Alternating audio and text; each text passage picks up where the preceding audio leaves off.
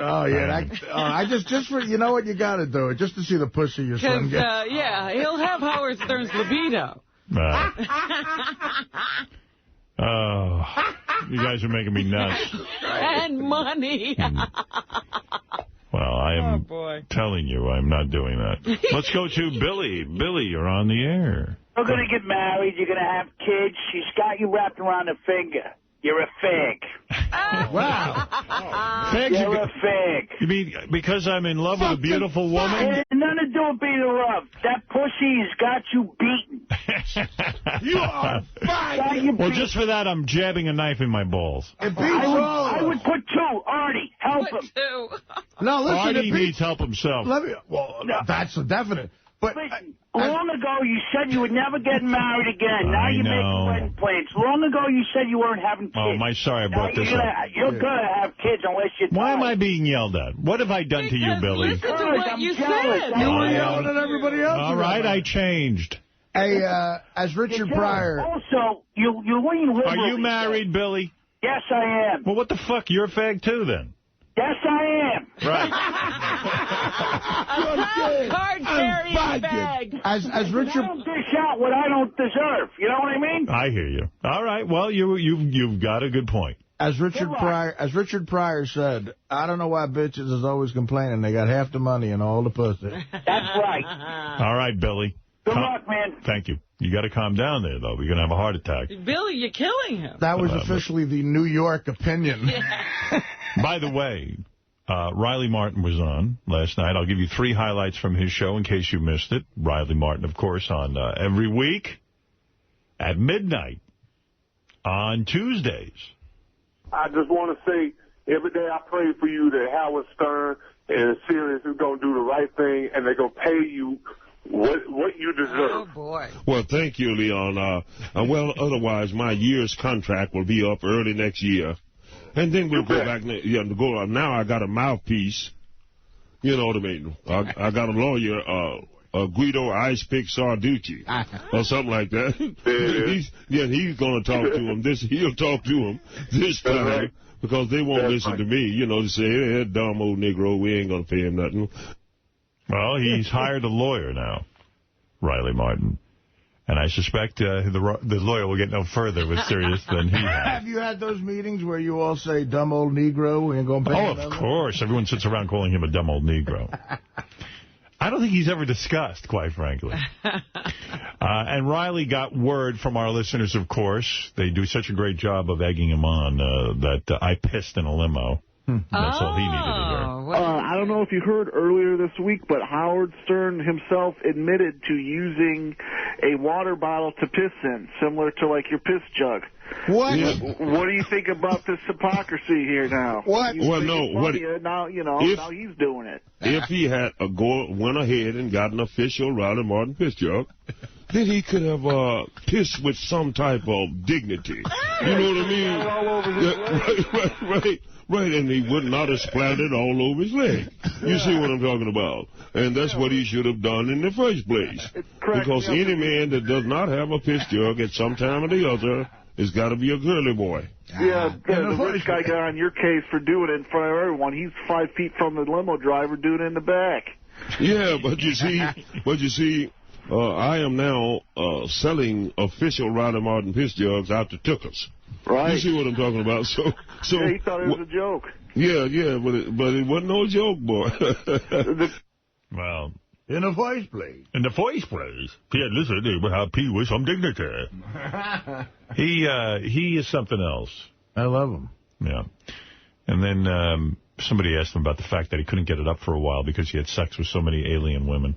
Is that true? I didn't know he had gone through a period like that. Yeah, I hadn't heard this. I believe that you told me a while back, and I think this is in your book as well, that after you had the liaison with these 12 hybrid alien women, that subsequently upon your return to the Earth that you could not get an erection for a time, and that this troubled you at the time. And my question is, can you pinpoint the cause of this? Was it the aphrodisiac they gave you, or was it the sheer volume of the 12 women, or would you please elaborate? The amount of activity coupled with the loss of body fluids would not have been possible on Earth for any normal man. Thus, they may have overloaded the system or took it to its brink. Therefore, I had to re-up, so to speak, and that took about a month. I love that they chose Riley Martin. Like, the aliens didn't choose Einstein or... Right, they wanted to mate with Riley. You know, or Stephen Hawking, you know, some mind that they could, since they're advanced. I had to re-up. Well, that's always my question to him, is if they really were interested in getting this message out of the destruction of the Earth, they see Riley can't carry the message. Why wouldn't they go to somebody else? Yeah, like choose someone with a little more credibility. Eric, you're on the air in Hoboken, New Jersey. You know, I wanted to ask you, how in God's name did you ever hook up with Ralph? I need to know that. How I met Ralph? Yeah, how did he leech onto you? Well, the earliest, I didn't know at the time. When I was on NBC Radio, Ralph was a devout fan. In fact, there are 2 instances, which we've actually gone back and listened to, where Ralph called in while he was in high school to our NBC radio show. Did you know that, Rob? No. Yeah, I've actually heard those. His mom was there with him, too. I think I put his mom on the phone. Kidding. Yeah, that was the earliest Ralph phone call when we were at NBC. And I didn't know him as Ralph or any of that. But what happened was I was performing at what used to be called the Felt Forum, a New Year's Eve live show for about 5,000 people. And I had this idea that I would talk to my penis on stage. And I would I was always fascinated by ventriloquism, that I would create a puppet as a penis and work it from inside my pants. A talking penis. Right. So I didn't know how I would create this. Having zero budget and zero knowledge of show business, where would you go to create this talking penis? And we got a letter from a young Ralph Sorella, who somehow, I'm not even sure how we hooked up, but we did. Robin, correct me if I'm wrong, we got a letter from him. Yeah. And he decided to come and introduce himself, and that he would make this talking penis. He sent me some ideas that he could do this. Well, I think he had drawings and all kinds of things. Now that I think back on it, typical Ralph, he wasn't ready. It was too rushed. He shows up New Year's Eve with a talking penis that doesn't work. Right. And I hit the stage, and the fucking thing, I'm on stage. One thing I don't like Artie talks about the life of a stand-up. You go to different markets, and you cone an act and all of this stuff. Right. I had no act. This was it. I was going to go up on stage for the first time in my life. I never believed in rehearsing. You definitely needed your talking penis. I was going to talk to my penis and see what came out of my mouth and what came out of this penis puppet thing. And it was a horrible bomb, a terrible show. And it didn't work, and that was the end of that. I said, that kid, he's talented, but he didn't come through. Wow, so, and you gave him another shot? Well, what happened was we got our Channel 9 show, and like Saturday Night Live, we needed to make me up into different characters and things. And unbeknownst to me, the Channel 9 people, I think Dan Foreman, got a letter from Ralph showing some of the work he'd done on horror movies. He'd done some work on some independent horror films, doing makeup. Oh, yeah. Ralph's a very talented guy. People don't realize it. All the Channel 9 shows, when I looked like Ted Kennedy or Clarence Thomas, that was Ralph, and he would turn that stuff around in a matter of days. But in that Felt Forum show, wasn't there like a whole bodysuit? Yes, I came out as Rambo. Well, that was later on. That was at a different show, I think. I thought that, and because the prosthetic, everything kept popping off, it didn't stay on. But so Ralph was hired by the Channel 9 show to do this stuff, and Ralph... that's where he did his best work, I feel. He really came in, and every week he got it done in time. And it wasn't easy, because sometimes, like Fred would say, on Thursday, we'd say to Ralph, Where is it? Change it around. I'm going to be Clarence Thomas, and he'd have to have it scramble.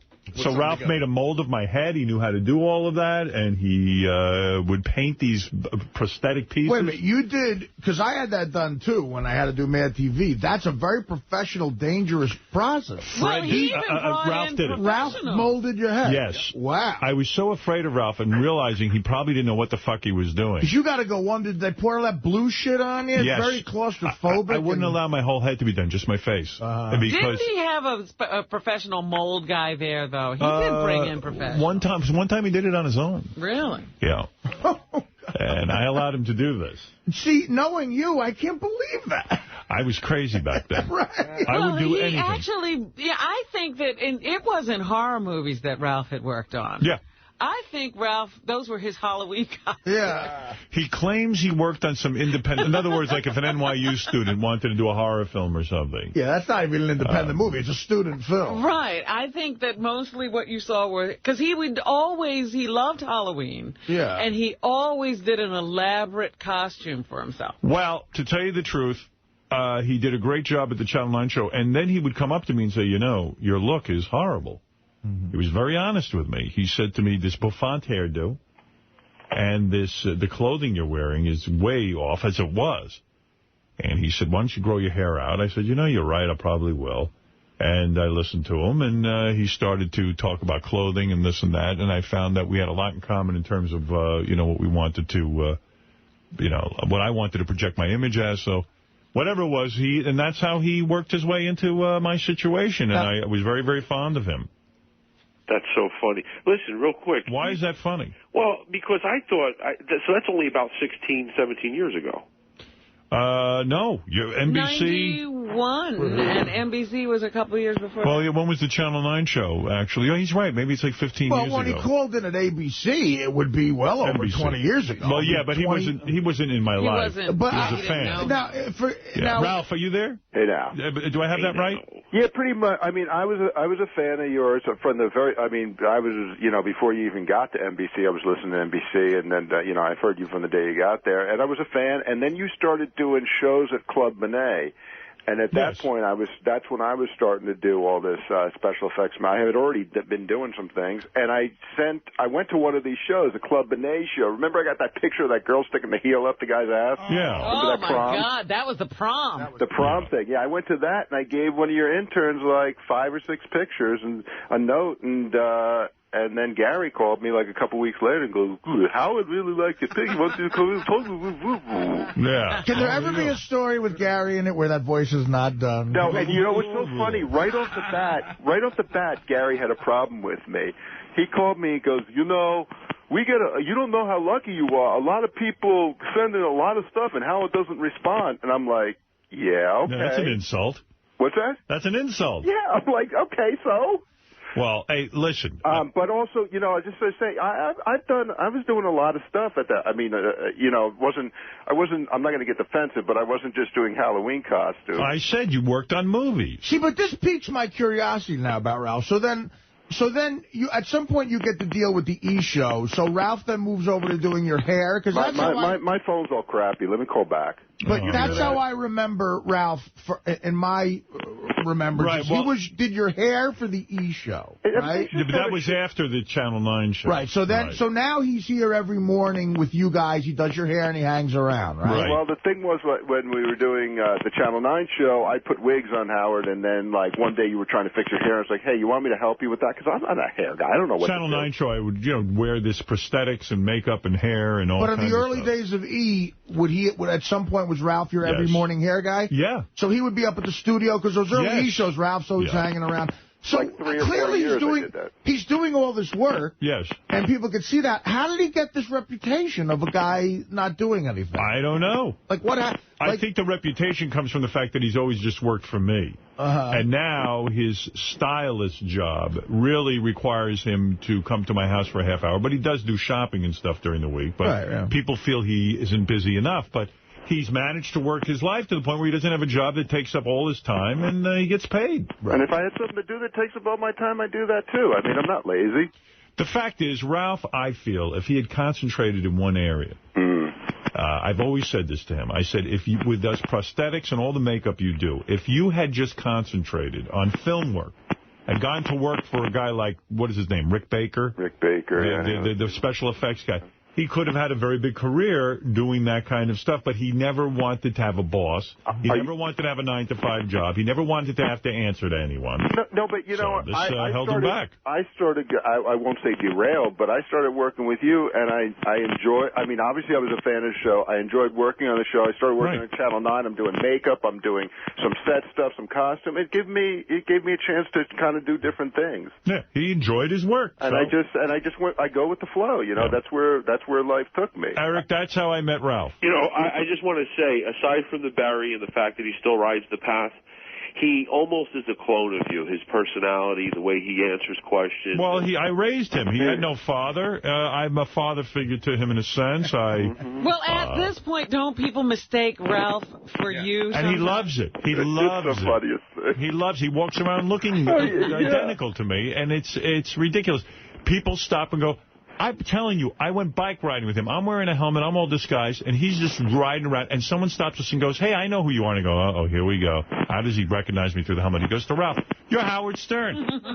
While I'm sitting there. I was coming off the subway the other day, and I almost I walked to the corner, and there's Kelly Ripa, and she looks at me, and she's about to say hi, and then she stops. Thank you, Ralph. Thank you, Eric. Real quick, Howard. Yes. You mentioned that something about being on stand-up and so forth, that you were doing not stand-up. No, I never did stand-up, Eric. I realize that. But, the other day, Monday, when we were downstairs with the girls, we were listening to Artie's It's the Whiskey Talking. Yes. And I got to say, in the beginning, when Artie came on for the first four years, I didn't like Artie. I missed Jackie. Over the last 2 years, I became a huge Artie fan. And the first time I actually watched It's the Whiskey Talking was on that party bus on Monday, and I got to say, not only me, but people were pissing in their pants. He does a bit where he's playing basketball with a bunch of black guys, and you got to watch this. You got to. I know the bit. He uses the N-word. Yeah. I've seen his video. It is phenomenal. The facial expressions, the whole slow motion. Artie's a genius. We love him. Oh, good. Well, there you go. I told you would. You just have to hang in there 4 years. Thank you very much. All right, Eric. 4 years is a long time. Love you, too. There you go. Thank you for that. All right. Well, it took 4 years, for Christ's sake, you to win people over. I don't know what the hell the problem was. But let's take a break. We'll be back right after these words.